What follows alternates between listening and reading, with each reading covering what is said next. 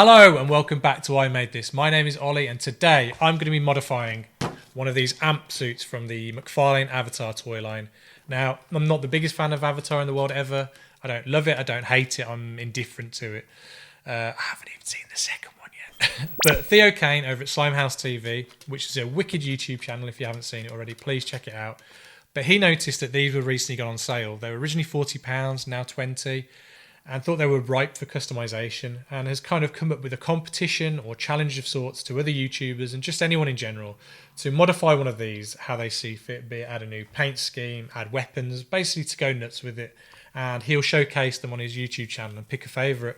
But you've got about a month from now, so you can just paint on the top of that, work on the top of that, stick stuff on the top of it, mould on top of it, melt it with a lighter, blow torch it, whatever you want to do, just create something awesome, create a cool piece of art that I can feature in the video, showcase on my Instagram, and add as part of this cool collaborative project that we're all doing. Now, I don't have many YouTube friends or friends in general, so I thought it'd be really fun to get involved.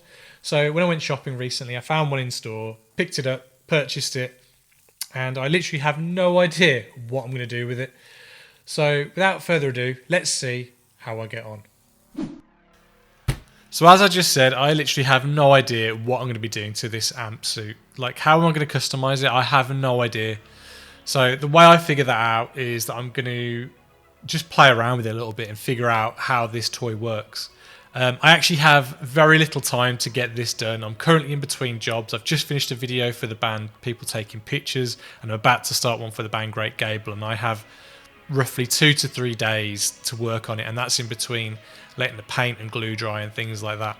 Now this part really interests me, how the arm moves back and forth on this track system. As for the extra weapons, I probably won't be using those, but that track system gave me an idea. And that idea requires that I buy an extra amp suit. And that's because I'm going to take the arms off one of the amp suits and put them onto the track of another one, thus giving it 4 arms. And if you've ever seen any of my music videos or short films before, a common theme is characters with multiple arms. I don't know what it is, but I just love it. If you watch my videos for the Psychedelic Porn Crumpets, several of those have characters with multiple arms. And I think that probably comes down to me as a creative just wishing I had more hands to be able to get things done quicker, which probably wouldn't mean I'd get things done quicker, because it just would mean I would try and extend myself even further. So I've attached the arms and I think it's looking pretty cool, but it's kind of lacking something for me. It's still looking like the amp. It just needs something else, and I'm not quite sure what that is just yet. So while I'm thinking about that, I'm just going to cut off some of these extra little bits of detail just so that I've got a little bit more movement within the arm, so I can, I've got a bit more articulation to play with when displaying it. And also I'm going to use these in the build later on, so nothing is wasted.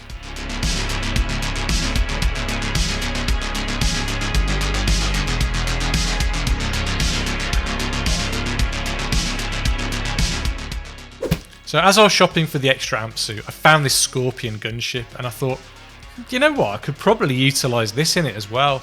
And because it's all aesthetically in the same design, it will look really well when it's all put together. How I'm going to do that, I don't know. But what I did first was I chopped off the front of the gunship. And I thought, you know what, that looks kind of like a mech head. And as you can see, I think it works quite well. But it gave me the idea to kind of make it into a creature as opposed to a robot. And if I remember correctly, the animals in Avatar usually had 6 legs and things like that. So I thought, how about I mix the idea of the amp suit and the creatures from Avatar and mix them together and create a 6-limbed kind of robot beast. And then I also took the tail of the gunship and used it as the tail of the actual robot beast thing. And then the actual landing pads I could use as like a kind of a railing system on the back. And it kind of really opened up my opportunities and ideas of what I could do with this. So I took apart the wings as well that have like the little missile launchers, and I had the idea that I could stick those onto the arms, or I wasn't quite sure where I was going to put it, but I could put it on the backs or on the arms or something like that. But it's definitely an idea that I think is worth pursuing. And then also these hover blades, I thought I could put those on the arms and have it like that. When the beast jumps, it could utilise these like little fans to kind of help propel itself to jump further and things like that. Just a little bit of world building as I'm kind of creating it on the fly.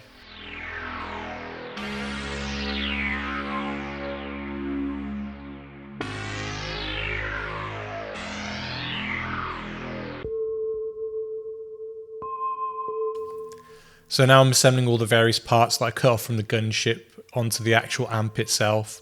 And I'm using baking powder to help set the super glue that a little bit quicker. I'm pretty sure it's baking powder you use. I've seen other people use it, so correct me if I'm wrong. But it seems to work for me, so hey ho.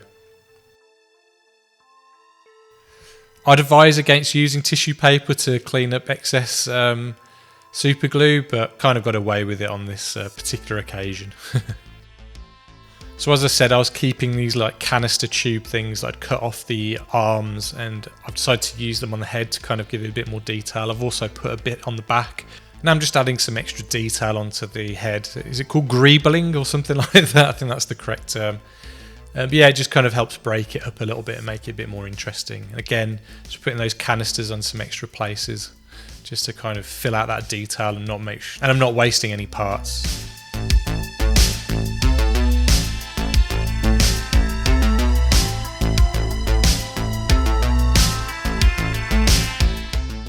Okay, so this is it so far.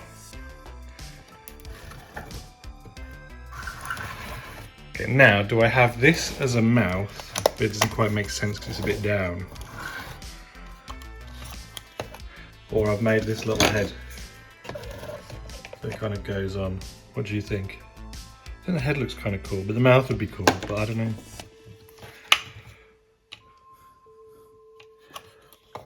What do you think? As you can tell, I'm leaving it to the last minute because I haven't even painted it yet, and it's pissing it down, so I don't know what I'm going to do. So after sending that video to a few friends, they all gave me a bit of feedback, and I decided to go for the actual head that I made using the gunship parts. And I actually had a brainwave, and I'm going to use one of these track systems from the other amp and use it as kind of like a ratchet system, so the head can kind of move up and down. So if I want, I can have this amp standing on two legs and the head can go forward.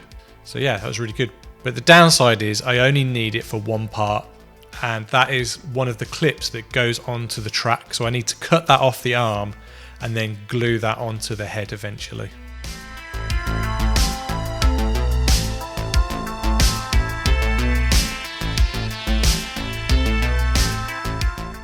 So that's where it's going to fit, and then it will clip onto the track like that, in theory. So I'll cut off some of the excess so it can fit flush to the body.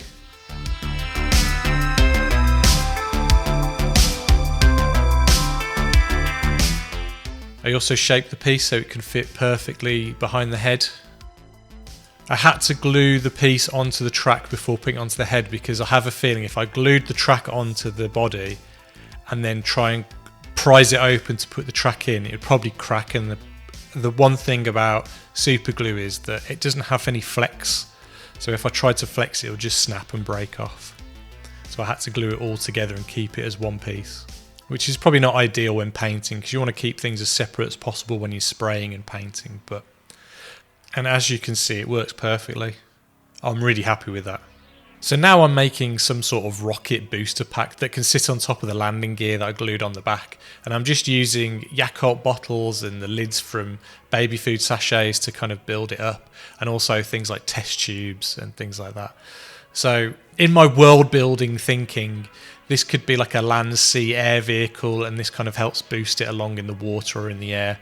And all the little canisters that I'm gluing onto it are almost a bit like that game Horizon. If you've ever played that game, there's loads of different creatures that are all robotic and they've kind of got all these canisters and pipes and tubes all coming off them. And in the game, you can shoot them all off individually with your bow and arrow. And each one of these things enables you to upgrade your weapons or trade them or, you know, sell them. And that's kind of like my idea with this creature vehicle type creation.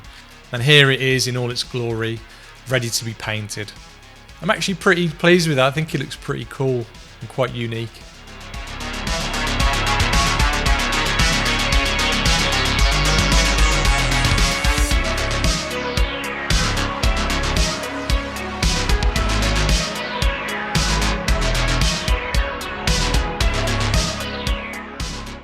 So as I said, it's pissing it down the whole of the Easter weekend, but luckily my dad let me use his shed to spray my pieces in. And I'm not the greatest at spray painting. I always end up with big gloops and globs. It's probably because I'm quite impatient sometimes with these things, and I'll probably go a bit too close. So it kind of gets a bit claggy and runny in some areas. But I actually didn't do too bad a job with this, actually. I'm quite pleased with this. So at this point, this was the middle of the night where I started painting, and it had to be in the next day. So yeah, I was pushing the deadline, that's for sure. I'm not the greatest at painting. I'm very average at best in my opinion, but you know, I do the best I can. And I kind of want to keep it simple. I don't like things that are overly complicated with too many colours, so I kind of kept to blues, blacks and oranges.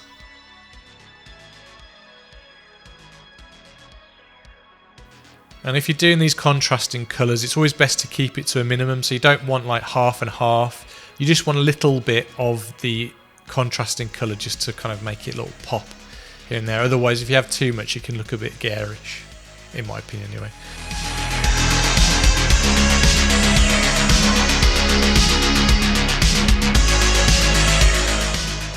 And now I'm just adding some silver paint just to kind of weather it a little bit and make it like it's been trudging through the jungle or wherever it's been, scraping past trees and things like that. Now, I didn't think this video was ever going to see the light of day, because I recorded this during the Easter weekend of 2023, and you know, as of this video coming out, that was 3 months ago pretty much. And I actually lost one of my memory cards, and I searched high and low and I couldn't find it anywhere. And then the other day I was just having a sort out and I was tidying up all my fire mode, just kind of separating all the colours and kind of neatening it up. And then in that box I found one of my memory cards of all places. So yeah, I finally get to share this video with you.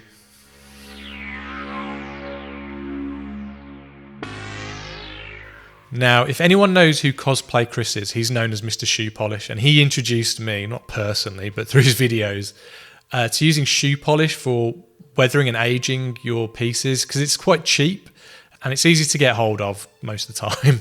And basically you can either use it straight from the bottle, paint it on and then dab it off and just keep reapplying it, and the more you apply, the more weathered your item will be, or you can water it down a little bit. But the good thing about this shoe polish is you can always get a little bit of water in a scouring pad and just rub it away if you think you've weathered it too much. And again, I may have overdone this, but in my head it's been in the jungle terrain for years, and it's kind of, you know, it's been rolling around the mud, covered in water and things like that, so it's going to be a little bit dirty and grimy and oily. And I've added some extra details onto this booster pack that have come from cut-offs from the arms, and added some like extra canisters. I'm not entirely sure what it is or if it actually benefits the piece, but it was fun to do. So I'm not the neatest with glue, but if I can, I'll try and work it into the piece itself. So for example, if there's a load of blobs of glue, I'll kind of make it into like blobs of solder or something like that, just to kind of style it out and kind of use it to my advantage. I'm not too sure about this chest armor that I've done, but it's kind of a reference to Horizon, and it's also to cover up the windscreen on the amp. And here it is, all finished. I am really pleased with how this turned out, actually. And considering I did it in a couple of days, you know, it's not too bad. Could I have spent more time on it and honed it a little bit more? Yeah, sure. But, you know, sometimes you've just got to work to a deadline and get things done as best as you can.